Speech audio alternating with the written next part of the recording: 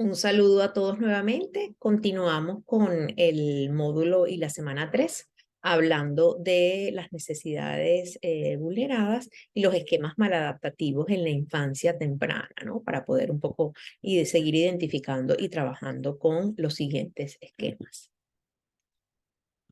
Bueno, entonces trabajamos con las necesidades nucleares en la infancia y los esquemas maladaptativos. Ya trabajamos los dos primeros grupos de necesidades y los esquemas maladaptativos que se forman, que tenían que ver con los esquemas de la vinculación y la autonomía. Y vamos a continuar ahora con el tercer gran grupo de necesidades y cuando se vinculen, qué suceda con los esquemas, ¿no? Entonces, recordamos que la tercera gran necesidad de un niño es la libertad para expresar necesidades y emociones válidas, ¿no? Y precisamente en esta tercera dimensión suceden límites deficitarios para expresar esa libertad, ¿no? Entonces, la deficiencia en los límites internos, responsabilidad hacia los demás u orientación a largo plazo de los objetivos, conduce a dificultades para respetar los derechos ajenos, para cooperar con los demás, para adquirir compromisos o para establecer y satisfacer objetivos personales realistas, ¿no? Entonces, esta familia típica tiene que ver con familias que son excesivamente permisivas. Hay un exceso a la indulgencia, la falta de determinación o la sensación de superioridad en lugar de la confrontación apropiada, la disciplina y los límites en relación con la adopción de alguna responsabilidad. Esto realmente es un reto para los padres saber tener estos límites adecuados y que el niño vaya sintiendo cuándo se puede, cuándo sí, cuándo no, y cuándo no ser permisivo o excesivamente indulgente, ¿no? Muy bien, entonces cuando se generan estos límites deficitarios, se pueden generar algunos esquemas maladaptativos, ¿no? Puede generarse el primer esquema que tiene que ver con la grandiosidad y la autorización, que es la conformación de una creencia interna de superioridad, de poder o control, privilegios y no empatía o reciprocidad en las normas sociales y en la competitividad. Entonces yo siempre pienso que soy superior, que soy el que lo hago bien, que de alguna manera soy el que tengo la capacidad de hacerlo, el poder, el control, el privilegio, siempre pienso que debo tener privilegio y eso por supuesto me genera muchísimos problemas para funcionar en la vida con el resto de las personas, ¿no?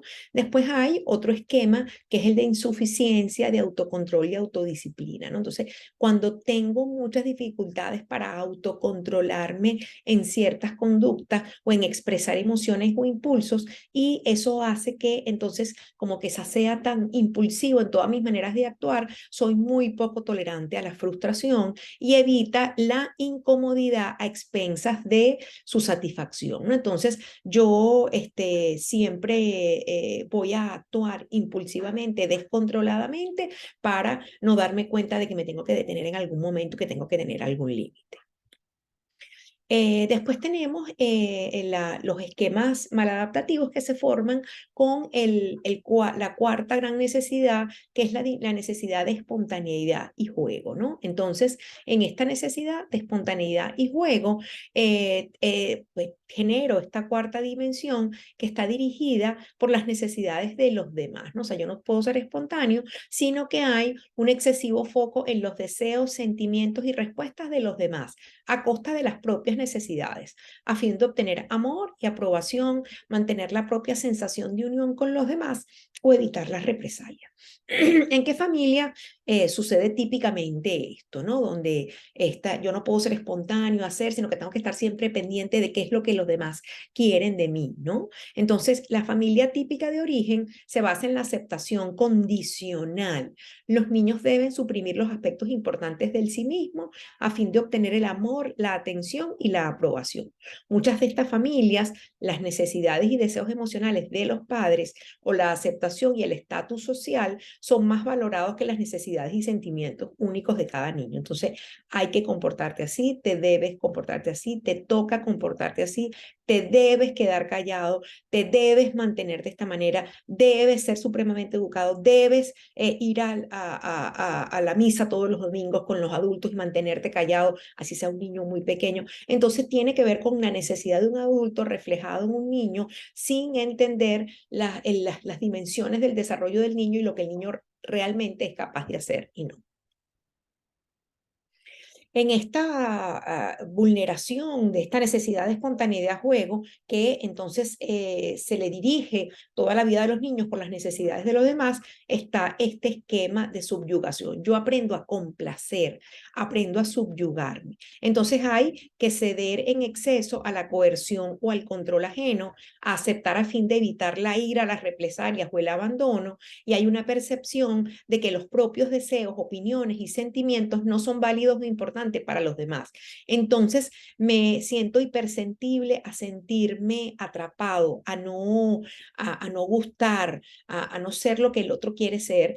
Hay una ira manifestada en síntomas desadaptativos porque soy pasivo-agresivo, tengo mal humor, me enfermo de manera psicosomática, con facilidad retiro el afecto. También puedo llegar para compensar esa necesidad de complacer a abusar sustancias. Entonces, también nos habla el autor de que hay dos formas principales de subyugación, que son la subyugación de necesidades, cuando suprimo mis propias necesidades, preferencias y deseos, sino que entonces hago lo que hagan los demás, lo que los demás prefieran, lo que los demás quieran, lo que los demás quieran comer, lo que los demás quieran pasear, eso es lo que yo voy a hacer. O hay una subyugación de emociones, ¿ok?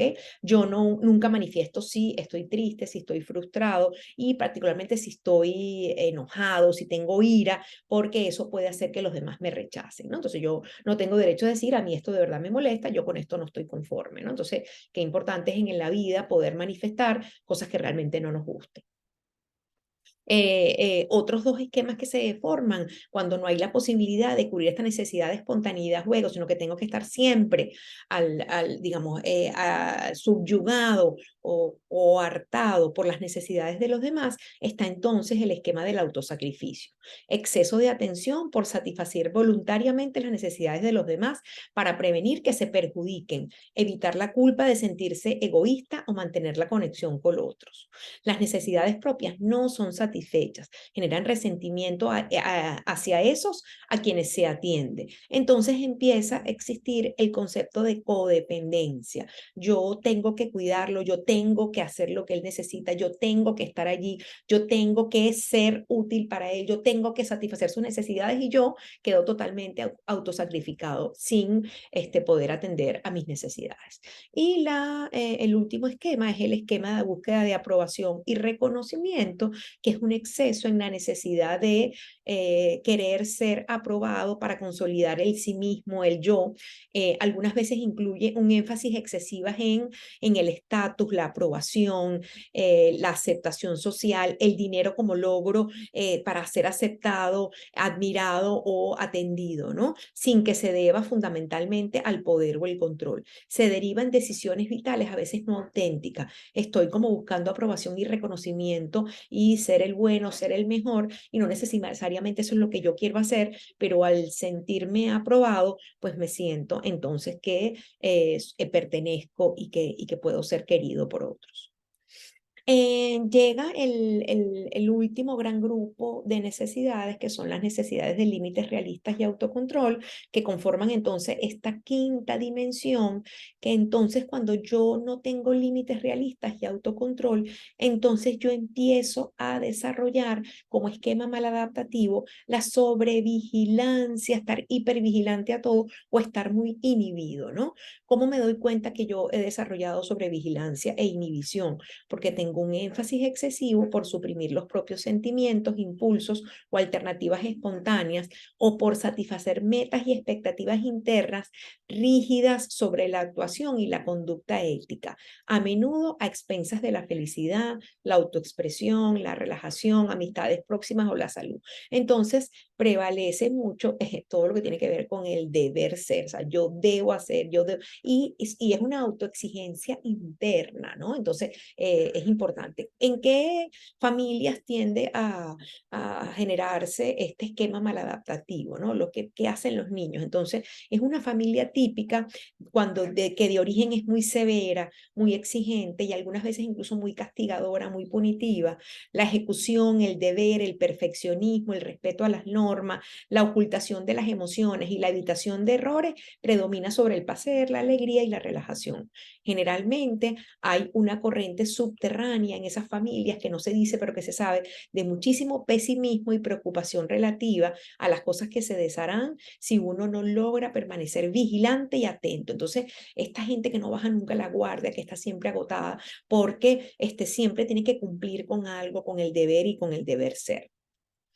¿Cuáles son los esquemas que se generan de esta sobrevigilancia e inhibición? Bueno, el primer gran esquema de ser excesivamente negativo y pesimista, esta gente que las llaman popularmente personas nubes negras, ¿no? Entonces, hay un foco de atención generalizado y constante a los aspectos negativos. Hay una atención selectiva a lo negativo para que no vaya a ocurrir. Hay una atención selectiva al dolor, a la muerte, a la pérdida, al conflicto, al resentimiento, a problemas no resueltos. Todos tenemos esa realidad, pero cuando uno hace mucho énfasis en hablar, ocuparse de eso, entonces uno está en una ola y en este esquema de negatividad y pesimismo, ¿no? Entonces, también puede pasar que simultáneamente se minimice o se pase por alto los aspectos positivos o optimistas por las expectativas al miedo, a los errores, porque hay que corregirlos constantemente, ¿no? El otro gran esquema es el esquema, entonces, cuando yo tengo sobrevigilancia e inhibición, de entonces estar inhibido emocionalmente, no estar atento a expresar y entender y a reconocer qué es lo que siento. Entonces hay una excesiva inhibición de la acción, comunicación espontánea para evitar la desaprobación, vergüenza o pérdida de control en la inhibición particularmente de la ira y la agresión, la inhibición incluso de impulsos negativos. O sea, soy una persona muy poco proactiva para demostrar alegría, afecto, excitación sexual, juego, y también hay dificultades para expresar todo lo que es vulnerabilidad, necesidades o sentimientos, y por supuesto entonces racionalizo. Hay un excesivo énfasis en la racionalidad para no llegar a la emocionalidad. Finalmente, en estas necesidades realistas y de límites realistas y autocontrol, estos esquemas que tienen que ver con la sobrevigilancia y la inhibición, hay dos grandes esquemas adicionales que son los esquemas de metas inalcanzables e hipercriticismo y el esquema de castigo. ¿De qué va el esquema de metas inalcanzables e hipercriticismo? Es la creencia subyacente de que uno debe esforzarse por satisfacer estándares internos inalcanzables de conducta o ejecución, normalmente para evitar la crítica, ¿no? Entonces, es este esfuerzo para que no vayan a decir, ¿no? Generalmente produce sentimientos de presión o dificultad para reducir el ritmo y la tendencia a la hipercrítica hacia uno mismo y los demás. Entonces, hay mucho perfeccionismo, reglas rígidas y deberías, y preocupación por el tiempo y ser eficaz y eficiente.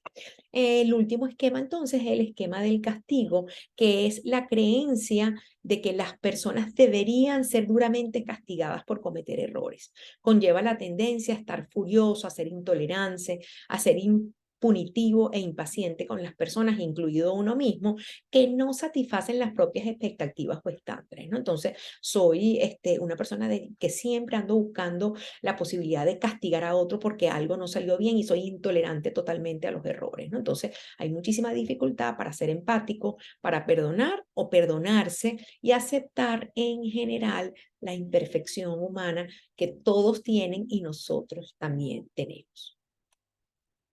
Muy bien, llegamos al fin de esta tercera semana o módulo 3.